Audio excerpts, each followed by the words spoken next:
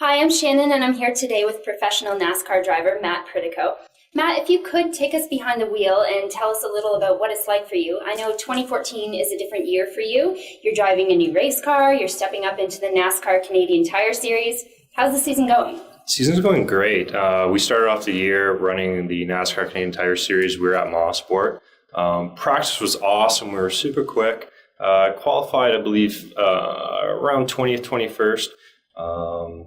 We were having a great race. Unfortunately, about halfway through the race, the alternator started to fail on us, which, like I said, was really unfortunate. We were up to 8th on the grid.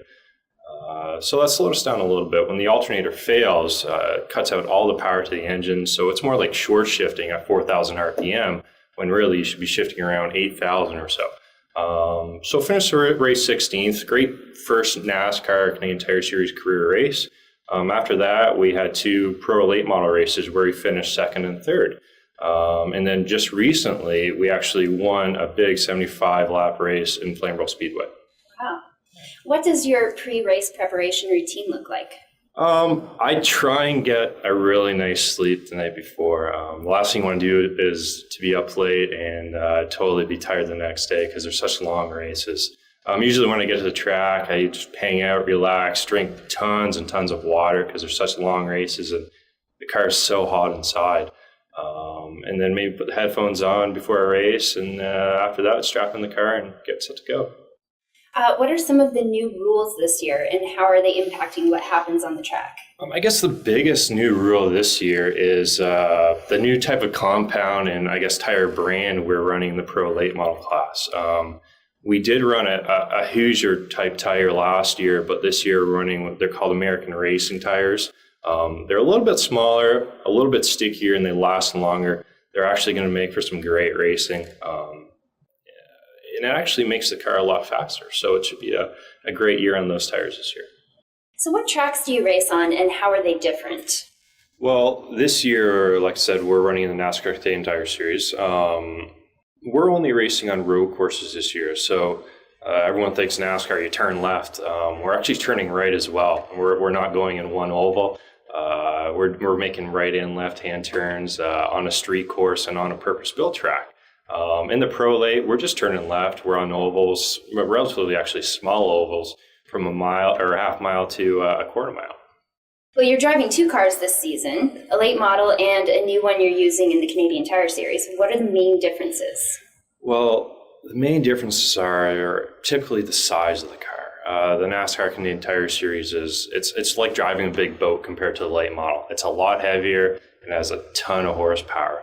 The late model, for instance, it's really light. It still has a good amount of horsepower, but you can really throw it into the corner and get under a guy real easily. As in the NASCAR, you really got to work for that to keep your momentum up. Now, you're stepping up into the NASCAR Canadian Tire Series this year. What's your confidence level like making that transition? I have a relatively high confidence level this year.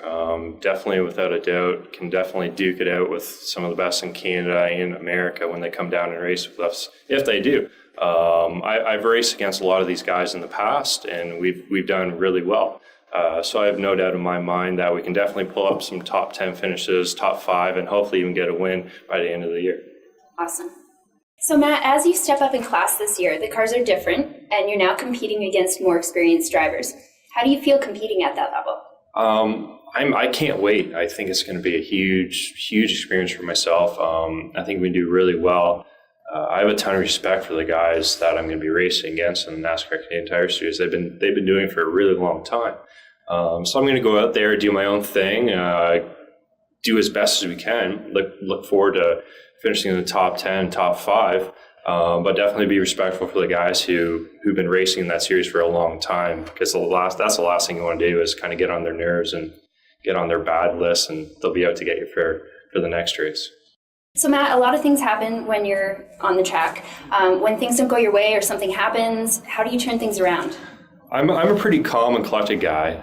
I guess if something were to unfortunately happen on the track that I didn't want to happen, I just kind of collect myself, think of what I have to do to get back on the top spot, take a deep breath, and just focus on the main objective, which is in turn winning the race. Now, I'm sure that each driver has their own unique racing style. How would you describe yours? Racing style, ooh, that's a hard one. I'm a laid back guy. If something's not going my way, I'm gonna find a way to work around that and make it work my way. That's pretty much how I drive. Good attitude. Thank you.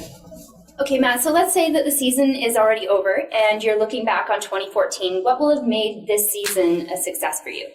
A successful 2014 season, in my mind, would be having some solid top 5 finishes in the NASCAR Canadian Tire Series. That'll definitely put me into a good place in 2015 and when I want to race that series full time. Also, some really successful races in the Pro Late Model Series. I think we have 3 or 4 series races in that division where we're really good for points right now. A couple more wins in those series would be awesome. Really put a good start for 2015. Great. Well, thank you very much for sharing with us, Matt, and best of luck with the rest of the season. Thank you.